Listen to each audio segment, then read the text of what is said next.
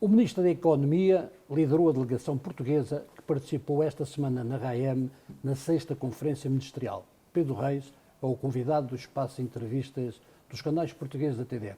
Sr. Ministro, muito obrigado. E a primeira questão que lhe colocava era: o que é que vai mudar no Fórum de Macau? Vai mudar o que é importante mudar e vai consolidar-se o que é importante manter. Vai mudar no sentido que cada vez que se faz um balanço como este, ganha nova energia e procura-se colmatar o que ainda está por fazer. Consolida-se uma agenda estrutural de fundo estratégica. Começando por esta última, é todo o tema da cooperação entre a China e os países da CPLP. Isso é muito importante porque estes momentos e o facto de existir esta agenda e esta institucionalização através do Fórum Macau e esta instrumentalização através do fundo permitem fazer acontecer uma agenda, cobrar, digamos, resultados.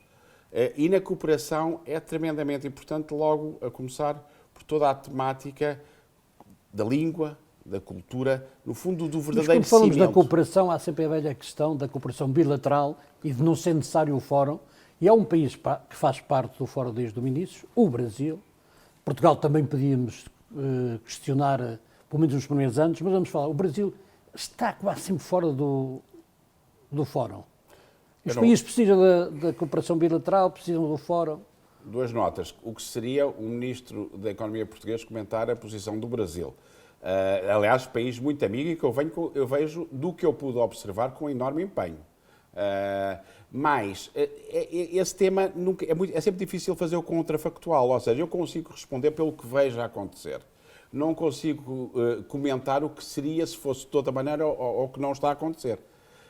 Mas reforço. Repare, quando fez já uma agenda interessante no aproximar de alguns setores económicos, quando, claro que todos queremos mais investimento, mas há algum investimento feito. Quando se afinam novas prioridades. Vou-lhe dar só um exemplo, por exemplo, a Portugal é extremamente importante que se ponha mais foco nessa matéria, não só pela cooperação, como pela agenda entre países, como até pela execução do fundo, que é o tema das PMEs.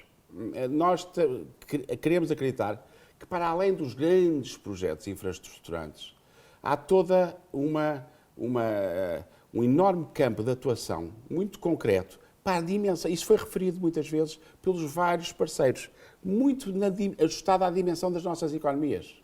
Se quiser, tem duas grandes economias, tem uma economia como a da China e Macau em particular, depois tem o Brasil, mas depois as outras economias têm outra dimensão. No caso de Portugal, as PMEs portuguesas devem escolher nichos de mercado, isto é, provavelmente não faz sentido hoje muitas empresas portuguesas investirem em mercados como Cantão, Pequim, Xangai, onde eu diria que já está todo o mundo, mas a China é de facto o mundo e, portanto, há nichos de mercado, se calhar vale a pena fazer essa aposta. Eu comento, vou mais uma vez retirar só a negativa da pergunta.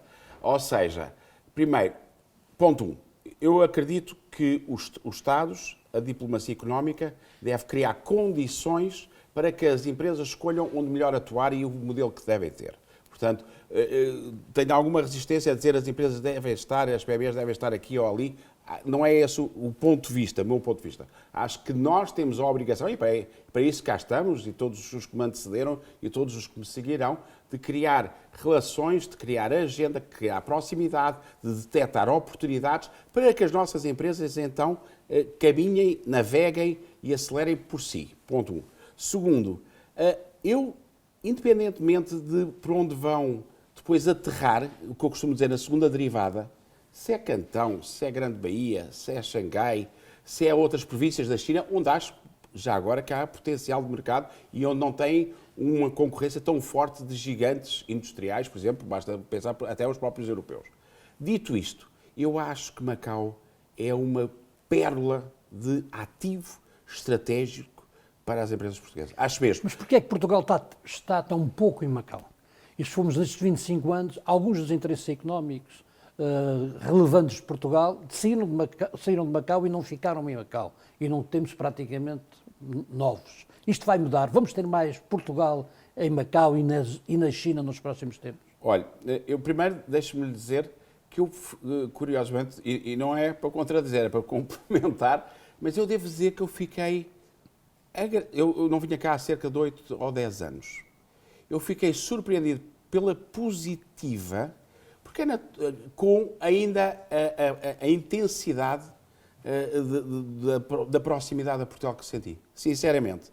Ou seja, vi a importância que tem uma escola portuguesa de Macau, vi a importância e o carinho com que os macaenses falam de Portugal, vi a abertura que existe para haver aqui mais empresas, vi o gosto que tem que seja Macau a porta de entrada para o mercado chinês.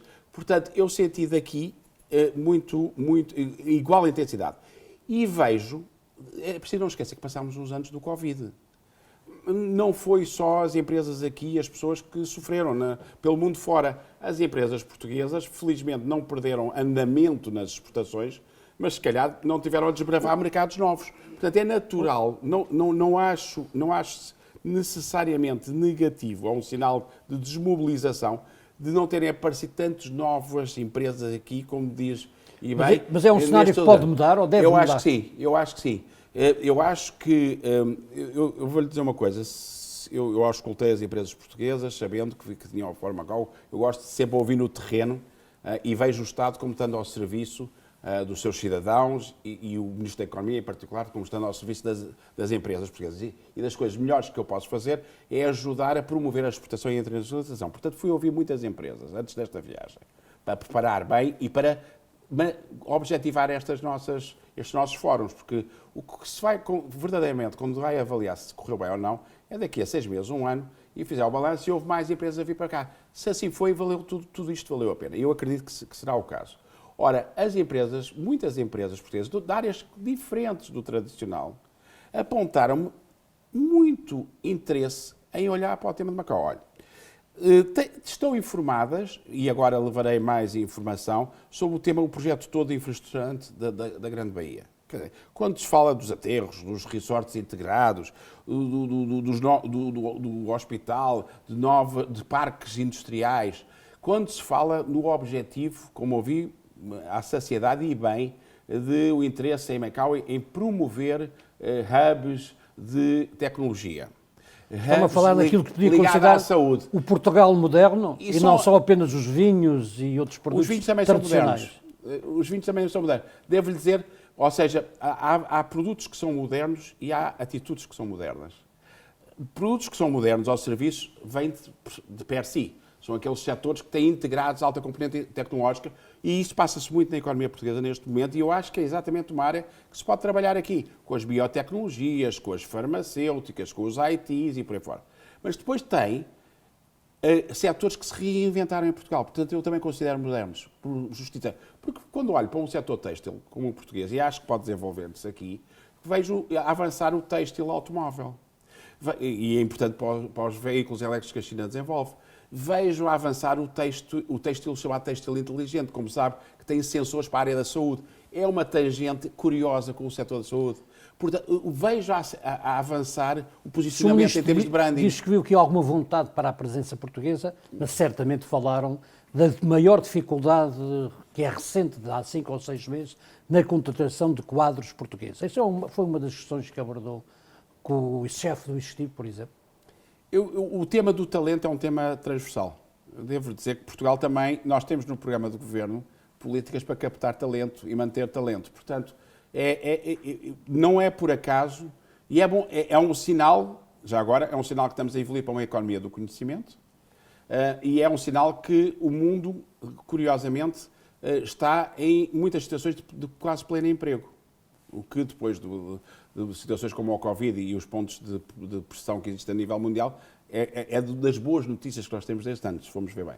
Portanto, senti aqui a necessidade de captar talento, como se sente em Portugal, como se sente em outros países. Obviamente que esse tema foi abordado e que é um ativo de Portugal também. Devo dizer que os quadros portugueses de empresas são muito procurados. Na Alemanha, em França, cá. O que lhe foi dito pelas autoridades deixou descansado, de que não vai haver problemas com a contratação de quadros portugueses? O que me foi dito pelas autoridades é que tem uma excelente imagem dos quadros portugueses e que são bem-vindos os projetos das empresas portuguesas e, obviamente, as empresas portuguesas trazem talento. Portanto, por aí não detetei nenhum tema. E explicaram porque é que Portugal ainda não faz parte da isenção de vistos? Vamos lá ver. Nem tem que explicar. E muito bem, o Sr. Embaixador de Portugal em Pequim já tinha aqui referido há uns meses, e muitíssimo bem, a meu ver, sinalizado, que foi o que eu reforcei também, a importância para Portugal, exatamente para concretizar esta agenda de maior proximidade e de maior vinda de empresas portuguesas, exportadoras, e, portanto, isto é o que estamos a falar do quê? O intercâmbio permanente, nomeadamente na área empresarial, de negócios e por aí fora. Ora, quanto mais instrumentos que facilitem, que deem agilidade ao mundo de hoje, repara, esses vistos são o que é um elogio à China. Eu acho muito bem desenhado um visto que permita viagens de 15 dias rápidas ter um chamado fast track. O Sr. Embaixador de Portugal em Pequim foi público e muitíssimo bem, do meu ponto de vista, sinalizou esse tema. E Portugal está sempre alinhado e até acho um dos pontos que é o que eu gosto de saber, volto a pôr isto pela positiva, são alavancas positivas para agilizar. Tanto é que há 10 países europeus a quem foi atribuído e muito bem. Mas as autoridades ou os dirigentes chineses deixaram uma promessa de que daqui a alguns meses isso será possível? Eu falo com todo o gosto sobre Portugal e o que nós colocamos e dos pontos que são públicos. Não me cabe a mim comentar mas a reação das autoridades chinesas. Esperança, mas atenção, que esperança não tenha a ver com a ideia de que ficou algum compromisso. Se me perguntar esperança em termos de viria como positivo que nos agregassem ao grupo dos outros países europeus, nesse sentido é uma esperança... Outra questão prática, vamos ter no próximo ano, porque as coisas não evoluem tanto depressa como às vezes queremos, o voo direto Macau-Lisboa. Não lhe sei responder a isso, muito francamente, mas dou-lhe uma nota. Eu acho que os voos diretos são uma das grandes alavancas na aproximação de países, na promoção da proximidade entre as economias e na explosão positiva do turismo. Temos vários exemplos disso e, portanto, eu diria que voos diretos vale quase tanto como todo o resto do esforço que todo um setor faz de promoção num país. Portanto, o que lhe posso dizer é que veríamos isto com muito bom olhar. Agora não vou assumir nenhum compromisso. O turismo de Portugal vai manter a campanha que estava prevista para a China no ano corrente? O turismo de Portugal tem estado... Há sempre uma reavaliação. O plano estratégico do turismo está a ser justamente desenhado neste ciclo. É cíclico e está sempre ponderado. Certamente que dos contactos iniciais que tenho feito com o Turismo de Portugal e através do Sr. Secretário de Estado do Turismo, que é uma pessoa profundamente conhecedora do setor, vem do setor, e obviamente articulei com ele a preparação desta viagem, e mais uma vez, e tive há poucos dias até a tomada de posse da Confederação de Turismo de Portugal, o Dr. Francisco Calheiros, e senti, obviamente, um entusiasmo com o potencial do mercado chinês, que tem muito ainda para dar e para trazer a Portugal. Portanto, nós costumamos ser consequentes. A ICEP vai deixar de ter delegado em Cantão? Está no plano encerrar a delegação de Cantão num certo prazo. Isso foi assumido publicamente. Vamos ver. Eu agora vou assumir a tutela partilhada com o Ministério dos Negócios Estrangeiros. Terei tempo. Foi bom ter vindo aqui inteirar-me da especificidade. Agora, deixe-me dar uma nota. A ICEP tem recursos também limitados. A China tem alguns delegados, infelizmente, delegados da ICEP e tem scouters de investimento e por aí fora. Terei que avaliar, está uma certa proposta, e isto não tem a ver com a importância que se dá aos países, tem a ver com o equilíbrio relativo também e tem a ver com postos que fecham, postos que abrem em permanência. Não acha estranho que a delegação da capital, daquilo que é a Grande Bahia, venha a encerrar quando não há muitos instrumentos, digamos assim, do Estado nesta região? Vamos lá ver, estranho nunca é por estas razões que eu disse, ou seja, os casos, generalizando, os casos quando a AICEP abre e fecha têm a ver com a capacidade de desmultiplicar recursos e orçamento que é limitado e uma certa dinâmica que existe em permanência. E até a ponderação num país quanto os legados da AICEP que é possível ter em cada momento.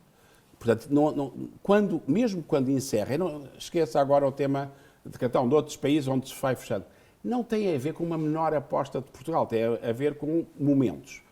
O caso da delegação de Cantão estava apontado justamente esse tema, tal como outros, e eu terei que avaliar quando me aproximar mais da AICEP nesta tutela partilhada que acontecerá a breve trecho, acredito. Voltando ao Fórum de Macau e à questão do fundo. O fundo, como está, serve ou não serve? O fundo, como está, pode servir muito melhor se for executado com mais intensidade. E isso quer dizer o quê? Quer dizer passarmos dos 400 milhões, volta disso, 470 milhões, 10 já projetos. foram investidos, chegar rapidamente ao objetivo dos 1.000 milhões. Para chegar rapidamente ao objetivo dos 1.000 milhões, quanto mais integrarmos setores que são elegíveis, quanto mais admitimos investimentos, os chamados tickets de investimento, com menor dimensão, quanto mais flexibilizarmos a taxa interna de rentabilidade de cada um dos projetos, ou seja, o grau de exigência ser adequado. E quanto mais... Sr. Ministro, não há aqui uma diferença. Nós estamos a falar de um fundo que é de capital de risco, com uma taxa que é superior àquela que é aplicada por alguns bancos. O que os países necessitavam não era um fundo de desenvolvimento. Vamos lá ver. Não deixa, o fundo de desenvolvimento, o scope, apropria-se, não é por aí. E devo-lhe dizer, quando vê, até no próprio plano de ação, de uma maneira muito genérica, que é pública, eu gostei de ver quando vejo o apoio às cadeias de produção e de abastecimento, nomeadamente na economia azul, digital e verde.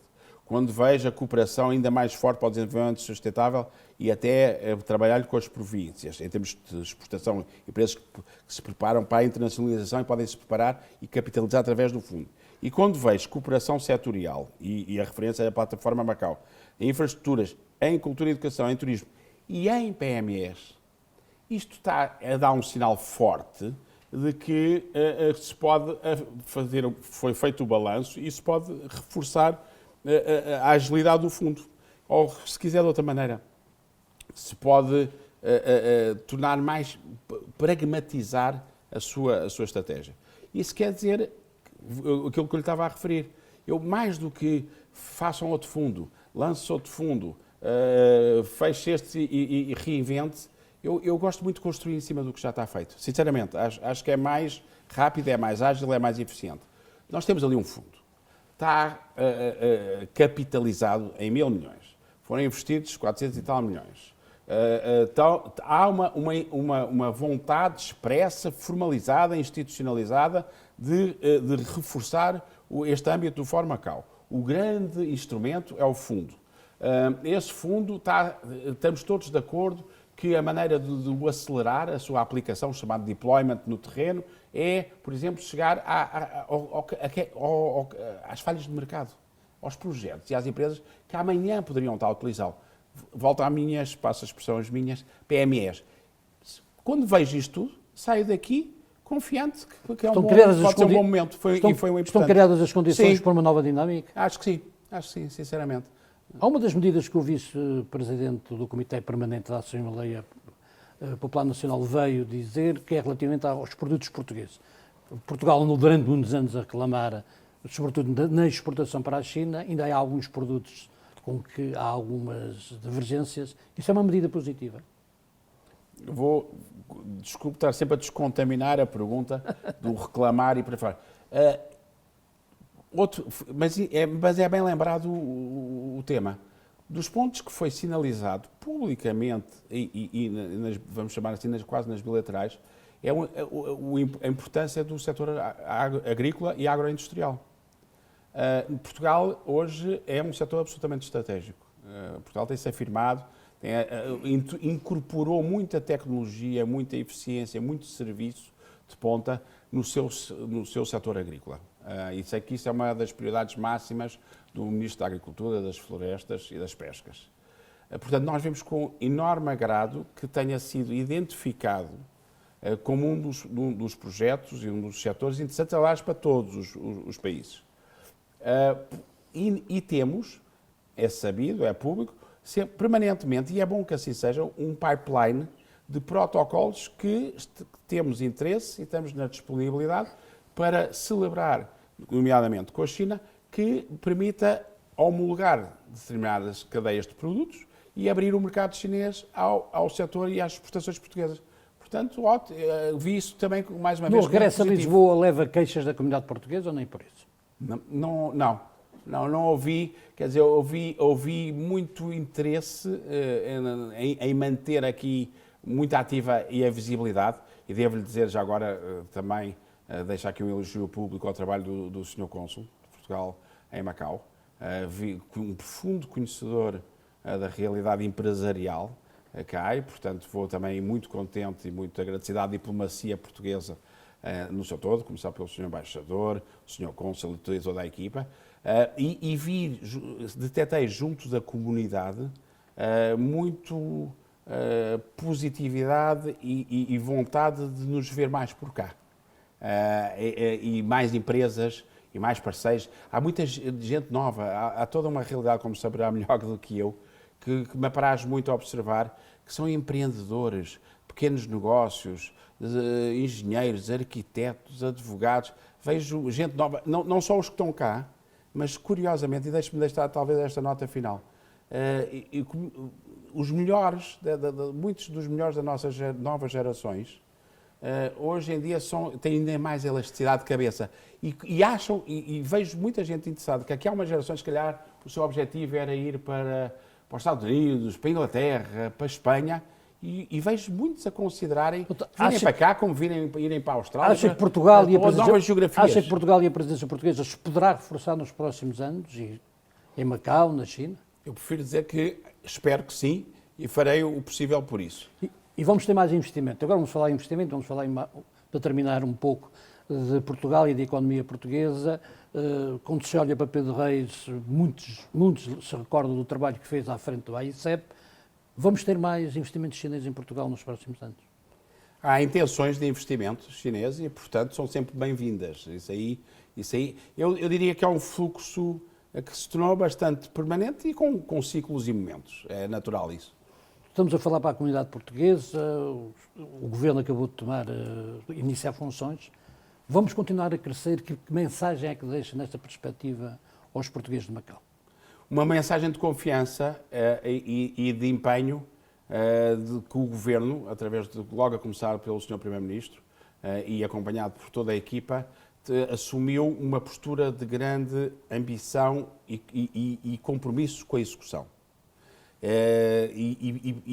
Aliás, tem isso materializado num objetivo ambicioso de crescimento económico, de colocar na ordem dos 3,5% no final da legislatura. Isso é um passo bastante importante na nossa economia.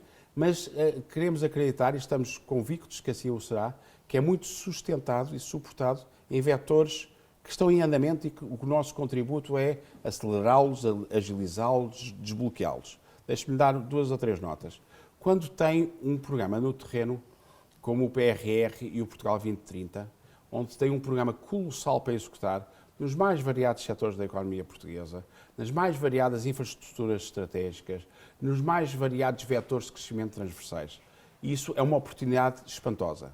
Quando tem no seu programa construir, lançar um novo aeroporto, um programa ferroviário, o fecho do programa rodoviário, a apostar nos portos, é toda uma vaga quase que final para uma geração de infraestruturas que cria, não é só emprego e não é só investimento, é muito valor acrescentado nacional.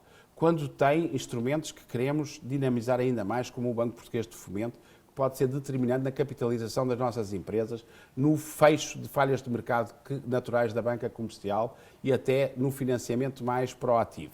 Quando tem uma abertura crescente a capital de risco em Portugal, que está a levar a uma consolidação dos seus setores, das suas empresas, e isso permite alavancar a internacionalização. Quando tem toda uma agenda de desbloqueio de nós górdios a nível da burocracia. E, por fim, quando tem uma intenção já materializada nos primeiros vértices, em termos de redução da carga fiscal. Como sabe, é uma grande alavanca do crescimento. Mas neste caso, esta questão Deixe-me só terminar porque é importante. Nomeadamente orientada para a classe média e, em particular, para os jovens. E também chegando às empresas, porque isso é importante no comparativo internacional, na captação de investimento, como muito bem diz, e quando tem um alinhamento para além da política, ou apesar da política, do país, em que não acho que haja muitos portugueses que não digam nós precisamos de mais crescimento, precisamos de menos burocracia, precisamos de mais execução, precisamos de resultados concretos.